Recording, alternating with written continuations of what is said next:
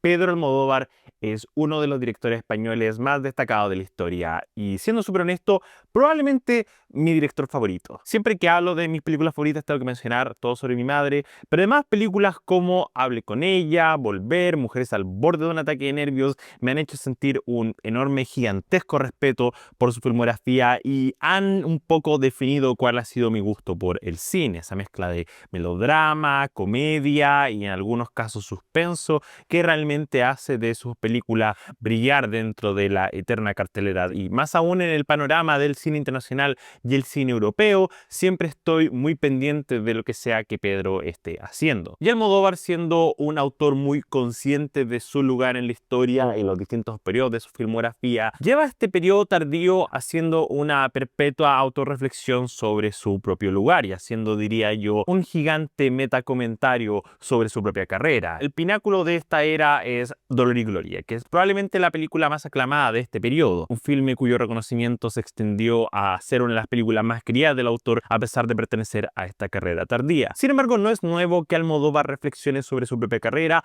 o se inserte a sí mismo dentro de películas. Obras como La ley del deseo o La mala educación históricamente han incluido protagonistas quienes son directores de cine y que de alguna forma rememoran del imaginario que uno vierte sobre el autor, aun cuando no necesariamente sean obras autobiográficas. Y Amarga Navidad se presenta como una nueva autobiografía, es decir, incluso el póster incluye su icónico perfil con el corte de pelo, algo que fue muy presente en el marketing de Dolor y Gloria, esta vez con el argentino Leos Baraglia haciendo del autor. Esta película se estrenó hace varios meses ya en España, sin embargo su premio internacional fue en el Festival de Cine de Cannes, siendo una pieza de la selección oficial hace un par de semanas, pero llegando realmente a los cines del mundo bastante pronto, porque ya ahora a finales de mayo tuvo su estreno mundial y pudimos verla aquí en Chile. En esta película, Leos Baraglia hace de Raúl, un director quien bebe de su vida y la de aquellos quienes conoce para crear historias y películas. En la última película que le está escribiendo incluye a Elsa, una directora de publicidad quien lidia con la muerte a su alrededor, interpretada por Bárbara Lini, un personaje que quizás vierte demasiada inspiración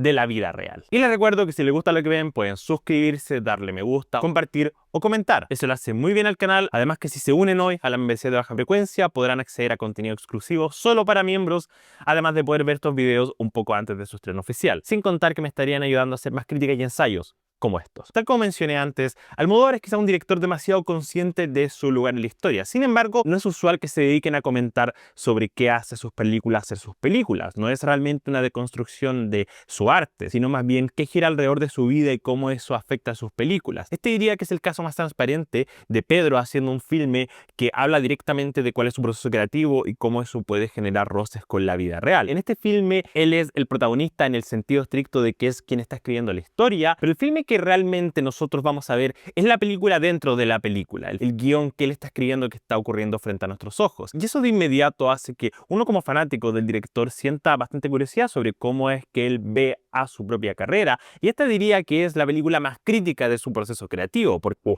hay momentos en que derechamente habla de lo explotativo e incluso depredador que puede ser al intentar capturar cosas de la vida real y gente que él de verdad conoce dentro de historias y cómo eso muchas veces desnuda verdades a las que él no debería tener acceso, lo que es muy interesante y realmente habla sobre el conflicto interno que Pedro siente sobre las obras que escribe. Pienso, por ejemplo, en Dolor y Gloria, donde se expone el romance del protagonista. Inmediatamente pienso en cosas como, ok, esa persona que claramente está inspirada en la vida real, ¿sabe que está saliendo en esta película y cómo va a tomarse el hecho de que hay una película sobre su vida? Y el filme intenta generar este conflicto sobre dónde termina realmente la libertad creativa de un autor, sobre si él tiene derecho a tomar estas historias de la vida real, sobre la tragedia ajena y hacer películas sobre eso. Y es interesante porque realmente amo la carrera de Almodóvar, entonces pienso, wow, cuántas películas que uno ve y adora no se inspiran realmente en material que puede ser explotativo. Y considerando que vivimos en una era donde cada día hay más series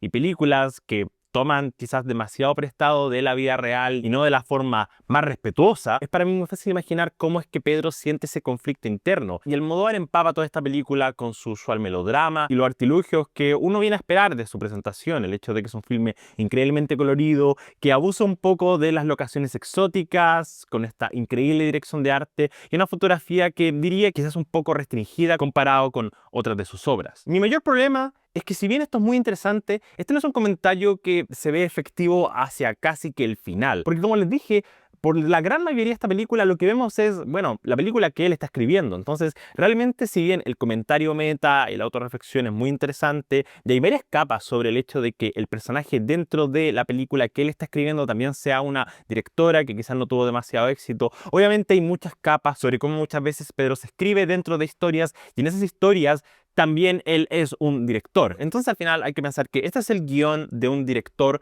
sobre un director escribiendo el guión sobre una directora que está escribiendo un guión. Entonces, claro, estamos metidos en muchas capas de metacomentario, pero el filme eventual que vemos es sobre esta mujer haciendo las paces con la muerte de su madre. Y siento que hacia el final recién obtenemos este clímax emocional sobre el hecho de que quizás al escribir estas historias está explotando vidas ajenas. Pero mientras ocurre en la película real, estamos viendo el duelo de una mujer. Y todos los comentarios que él eventualmente vierte y esta crítica que él hace sobre su proceso creativo se vuelven un poco nulas porque, por ejemplo, dentro del guión se critica el hecho de que un personaje queda botado. Y es verdad, el personaje queda botado, pero uno también tiene que pensar, esa es la película que estamos viendo, ¿no? Si el personaje que ha votado es una crítica legítima, me siento como un lunático intentando hacer sentido de la historia de esta película porque hay que separar la película que estamos viendo con el guión dentro de la película. Pero la confusión viene porque el 90% de este filme es el guión que está dentro del filme. Entonces es raro pensar que la historia real que vemos no es la historia del director, es la historia de esta mujer. Y todas las críticas que se hacen sobre el guión, sobre el hecho de que personajes quedan abandonados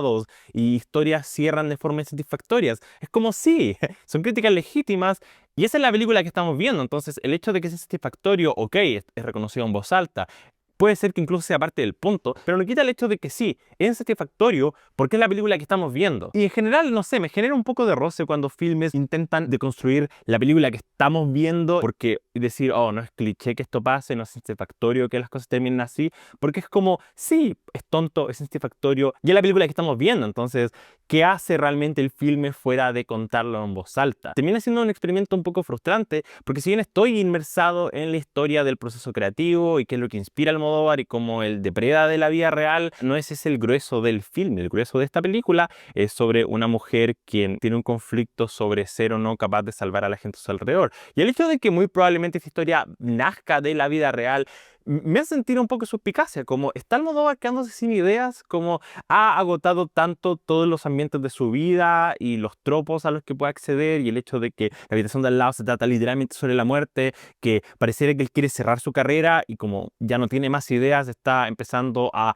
comerse su propia cola y haciendo historias sobre historias sobre historias sobre historias. Porque debo repetir, pero Almodóvar es quizás mi director favorito y adoro su filmografía, adoro su estilo de dirección, adoro el humor, el melodrama y la forma en que construye a estos personajes, pero eventualmente tienes que simplemente aceptar que un filme que está tan perseguido por sí mismo, que tiene que comentar en absolutamente todo, es un poco agotador. Y Almodóvar en general tiene este genial elemento narrativo en que sus filmes usualmente no comienzan en el momento más obvio. La mayoría de las veces solo comienzan y tú tienes que atar los cabos hacia atrás, como reconocer, ok, ¿quién es este personaje? ¿Cuál es su relación con este otro personaje? Y todo eso es interesante, pero acá siento que se presenta una increíble premisa, un genial final y todo entre medio es un montón de cosas que solo pasan, que llevan de A a B, B a C y C a D. Y por lo mismo diría que en el punto medio de esta historia me sentía completamente desconectado con lo que está pasando, pero luego, para mi fortuna, termina siendo esta increíble reflexión. Diría que lo que mejor sostiene el ángulo principal sobre el guión dentro del guión es que Bárbara Leni es excelente. Ella es muy carismática, es muy entrañable y aun cuando el guión no le da demasiado a este personaje porque parece estar tan sepultada sobre capas de metaficción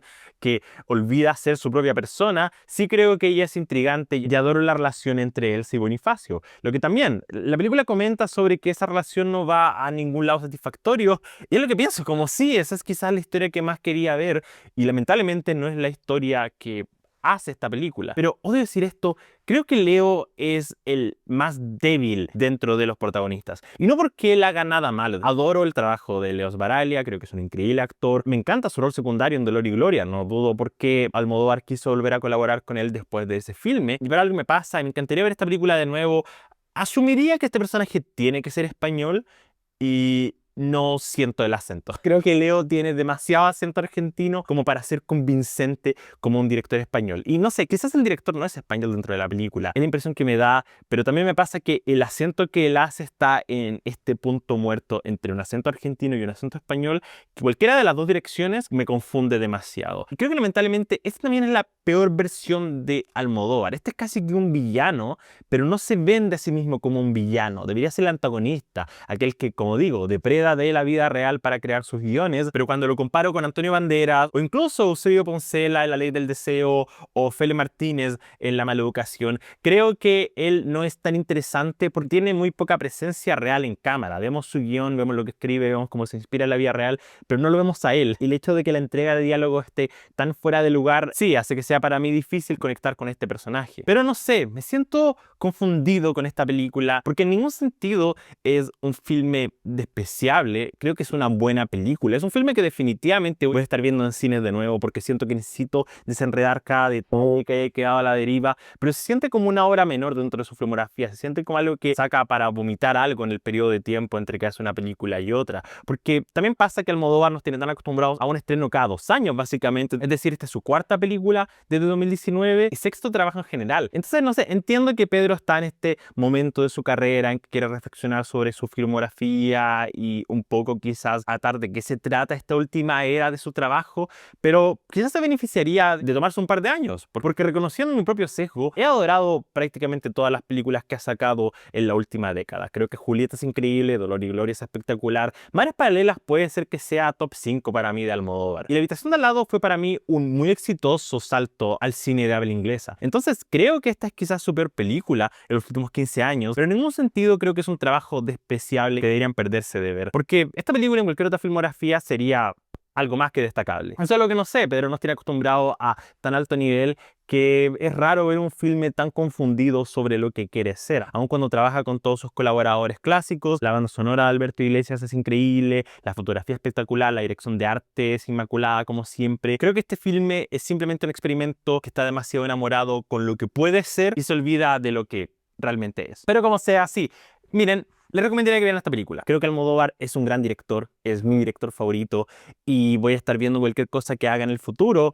Y si bien, como digo, esta es quizás una de sus películas menos buenas que ha hecho, sigue siendo un filme que me dan ganas de comentar y analizar y entender los diversos significados que podrían estar ocultos bajo la superficie. Siento que aún con todos sus problemas hay algo fascinante sobre cómo él se ve a sí mismo en un lado más antagónico, como alguien que no tiene quizás los deseos del resto en mejor posición al momento de escribir una historia. Pero sí, seguiré recomendando que la vieran si la encuentran en cines. Amarga Navidad es un sólido 6 de 10. Díganme, ¿qué pensaron de esta película? ¿La vieron? ¿Cuál es su film favorito de Pedro Almodóvar? El mío muy definitivamente es Todo sobre mi madre. Diré que mi top 3 es Mujeres al borde de un ataque de nervios, Hablé con ella, Todo sobre mi madre. ¿Cuál es el suyo? Háganme saber en los comentarios. Les recuerdo que podrían haber visto el video un poco antes si se unen a la membresía del canal. Los precios son súper accesibles y accederán a un montón de contenido exclusivo solo para miembros. Soy @alcoalto, LTBox en Instagram. Tenemos una página web, bajafrecuencia.com, donde pueden ver entrevistas, listas y por supuesto versiones escritas de estas reseñas. Si les gustó el video, no olviden dejar su me gusta, compartir, seguir en redes sociales y por supuesto suscribirse a Baja Frecuencia. Espero que tengan una buena noche y se vean ver de la semana. ¡Chao!